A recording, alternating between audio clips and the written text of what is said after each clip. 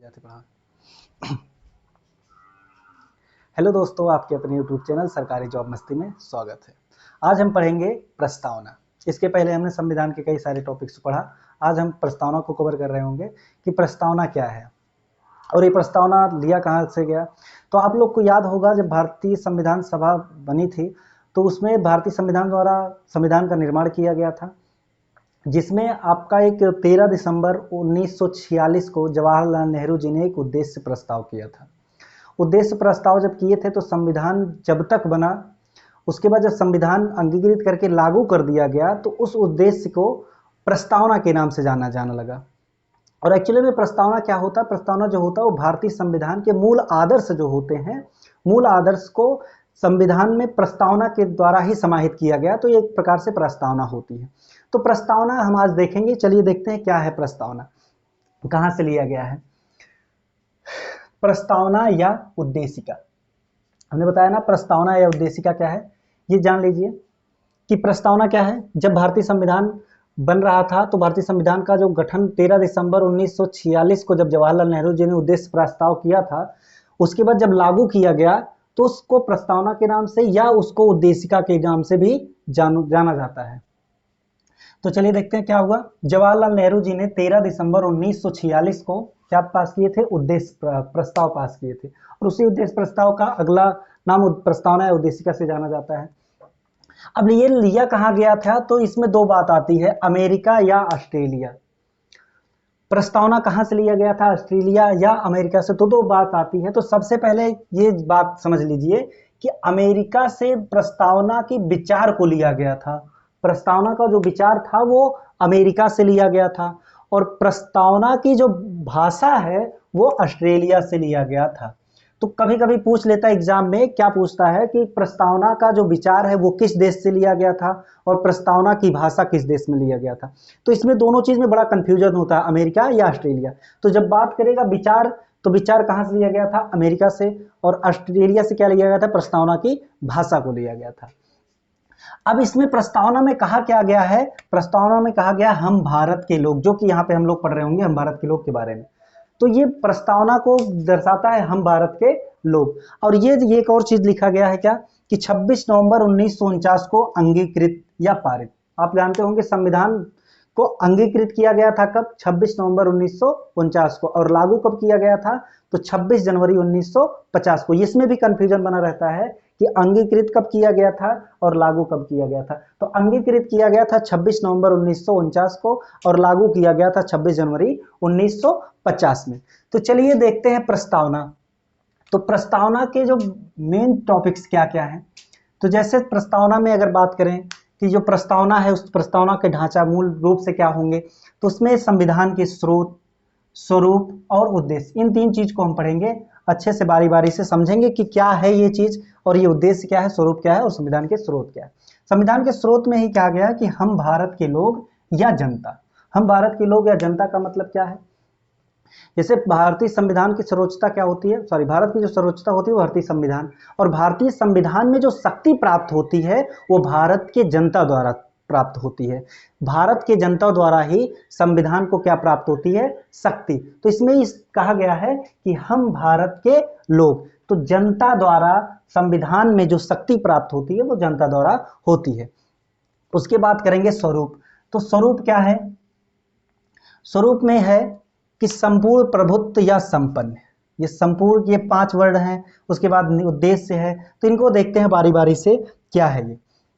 स्वरूप में क्या है? संपूर्ण प्रभुत्व या संपन्न का मतलब क्या है? तो भारत जो है वो आंतरिक और बाह्य निर्णय लेने के लिए स्वतंत्र है। चाहे आंतरिक या भारत के अंदर कोई निर्णय लेना हो या भारत से बाहर का कोई निर्णय लेना हो, तो उसके लिए भारत क्या है? स्वतंत्र है। इसके पहले क्या होता था? स्वतंत्र नहीं था। तो ब्रिटिश काल के दौरान, ब्रिटिश के जो शासन में था भारत, तब वहां पे निर्णय लेने के लिए संपन्न नहीं था, स्वतंत्र नहीं था। लेकिन अब भारत क्या है?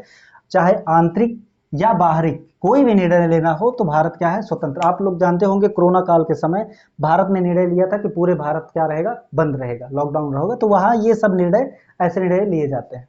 इसका क्या मतलब है? समाजवादी का। समाजवादी का मतलब है समानता की भाव रखना। भारत में, भारत के लोग क्या है? समाजवाद है।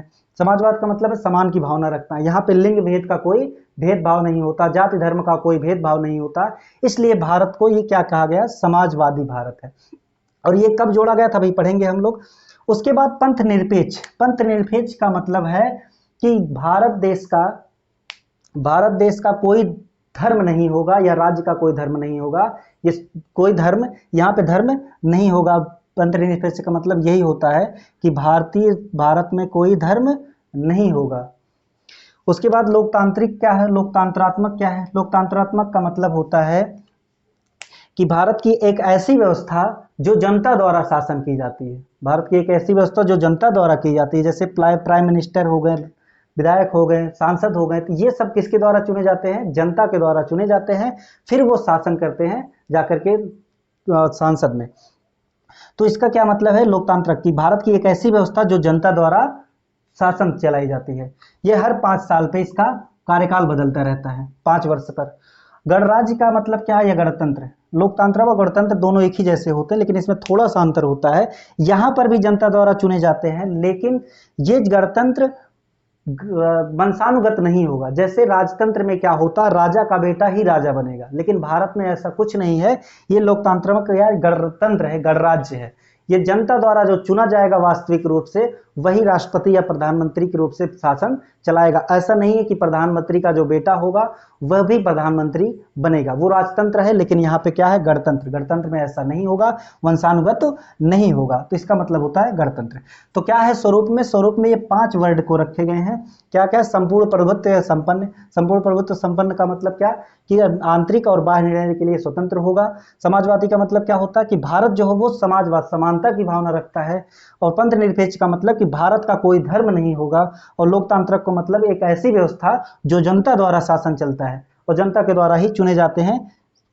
प्राइम मिनिस्टर हो या राष्ट्रपति। राष्ट्रपति जो होते वास्तविक नहीं, अप्रत्यक्ष रूप से चुने जाते हैं, लेकिन प्रधानमंत्री जो होते हैं प्रत्यक्ष रूप से चुने जाते हैं।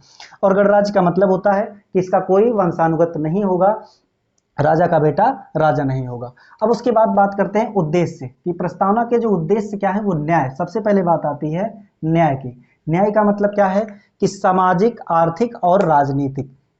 कभी कभी पूछ लेता है एग्जाम में कि प्रस्तावना में किस न्यायिक क्षेत्र को नहीं रखा गया है, सामाजिक, आर्थिक, राजनीतिक या धार्मिक।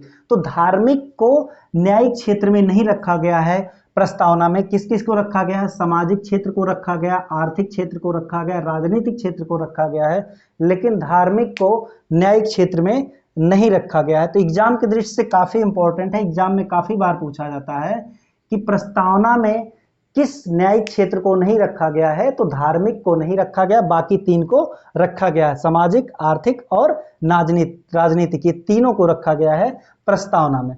उसके बाद स्वतंत्रता। स्वतंत्रता का मतलब समझ ही रहे होंगे कि भारत एक स्वतंत्र राज्य है, यहाँ पे हर नागरिक स्वतंत्र है।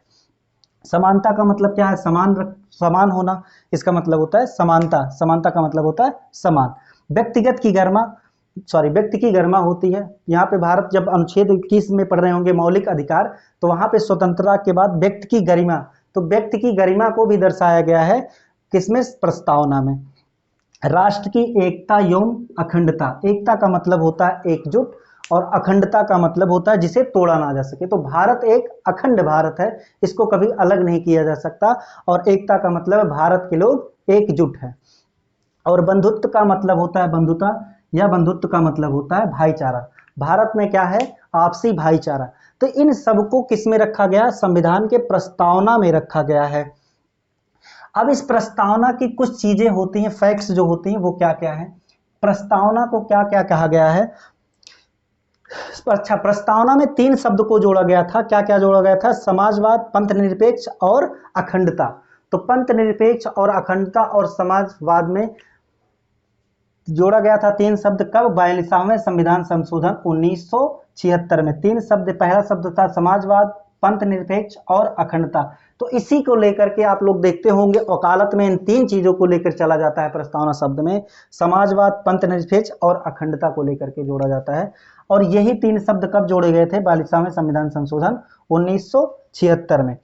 और प्रस्तावना के बारे में कुछ कहा गया है। क्या कहा गया है कि पहले कहें, एएन पालकी वालों ने कहा है कि संविधान का परिचय पत्र है। प्रस्तावना को संविधान का परिचय पत्र कहा गया। संविधान का एक मतलब परिचय देना किसको कहा गया है? प्रस्तावना को कहा गया है। तो संविधान का जो परिचय पत्र है वो किसने कहा है? प्रस्तावना को। तो एएन पालकीवाला। तो कभी कभी पूछ लेता है संविधान प्रस्तावना जो है संविधान का परिचय पत्र किसने कहा है? तो एएन पालकीवाला ने कहा। इसमें एक और नाम कहा कि अलादी कृष्णा स्वामी अय्यर।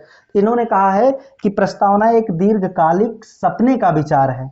दीर्घकालिक सपने का विचार इस किसने कहा? इसका कथन है अलादी कृष्णा अय्यर स्वामी ने कहा है।